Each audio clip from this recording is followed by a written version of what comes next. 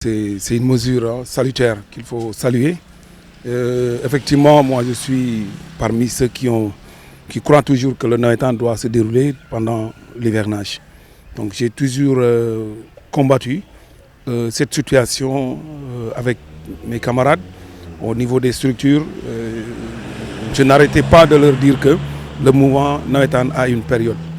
La période des navétanes doit s'arrêter quand les cours vont reprendre effectivement dans les établissements parce que effectivement le navétane fait partie des causes en fait. Ça fait partie des causes qui plombent le niveau des élèves. C'est bien parce que ça permettra au moins de régulariser en temps réel pour ne pas impacter effectivement sur l'éducation, la formation effectivement des jeunes, mais aussi qu'on puisse caler quand même un calendrier qui permettra une bonne organisation de ces mouvements. Nous attendions la sortie de cet arrêté.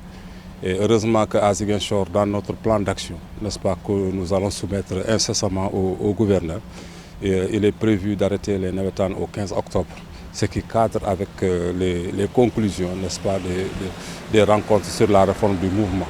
Donc ça veut dire que chez nous, nous avons essayé de prendre les devants par rapport à ça, sensibiliser tout le monde et faire en sorte que ce calendrier-là soit respecté. Je demanderai effectivement au ministre de continuer à réformer ce navétane parce qu'il y a d'autres points sur lesquels les gens doivent s'arrêter pour régler ces problèmes-là, notamment la question des âges. Parce que moi, je ne peux pas cautionner qu'à certains âges, que des adultes ou des vieillards continuent à gérer le navétane. Si je parle de vieillards, parce que je pense à d'autres niveaux. À d'autres niveaux, on me dira que le sport n'a pas d'âge, mais c'est faux parce que c'est un mouvement de jeunes. Il faut permettre aux jeunes de s'organiser à leur sein. Et parce que peut-être ces jeunes-là vont comprendre les enjeux. Quand il y aura l'ouverture des classes, ils vont demander aux gens de s'asseoir au navétane. Mais c'est une mesure, encore une fois, salutaire que moi je salue à sa juste valeur.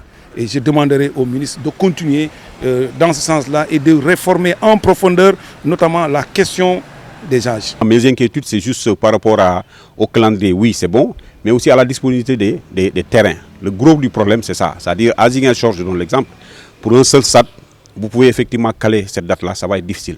Parce que déjà, avec les deux organisations, le temps nous est compté, et vous demandez mi-juillet, août, donc déjà pour les examens de bac, c'est presque mi-juillet, et lui, il demande effectivement, elle demande bien entendu à ce que les choses s'arrêtent entre juillet et octobre. Donc, mi-juillet, on n'aura pas effectivement fini l'éducation, parce que déjà le bac, c'est à partir du 15 juillet, pour terminer effectivement fin juillet avec les examens. Vous revenez août, septembre, octobre, juste 3 mois, avec des SAT qui ne sont pas fameux, je pense que ça risque d'être un peu compliqué. Et nous, on ne voudrait pas effectivement aller à la rencontre effectivement des décisions de l'État. Maintenant, il nous appartient à nous de nous adapter, n'est-ce pas, d'avoir des championnats très courts, faire en sorte que les ASC puissent jouer le maximum de matchs et arriver au final au plus tard le 15 octobre.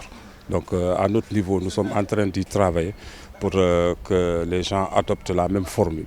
Et heureusement que la pléthore d'ASC, c'est vrai, il y en a, mais il y a des zones pléthoriques aussi.